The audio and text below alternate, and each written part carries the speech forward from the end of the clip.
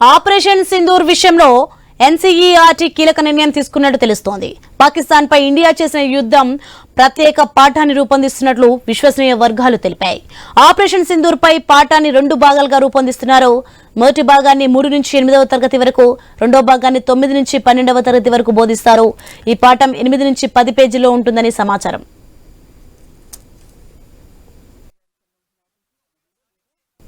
April 22న Jammu కాశ్మీర్లోని పహల్గామ్లో టెర్రరిస్టులు 26 మందిని కాల్చి చంపగా దానికి ప్రతీకారంగా ఇండియా పాక్ ఆక్రమిత కాశ్మీర్తో పాటు పాకిస్తాన్పై ఆపరేషన్ సింధూర్ చేపట్టింది. ఇందులో భాగంగా మన దేశం అనుసరించిన రక్షణ వ్యూహం, దౌత్య విధానాలపై విద్యార్థులకు అవగాహన కల్పించడం కోసం ఎన్సీఈఆర్టీ ఈ నిర్ణయం తీసుకుంది. విద్యార్థుల్లో దేశభక్తిని, జాతీయ భావనను పెంపొందించడం కోసం పాఠానికి రూపకల్పన చేస్తోంది.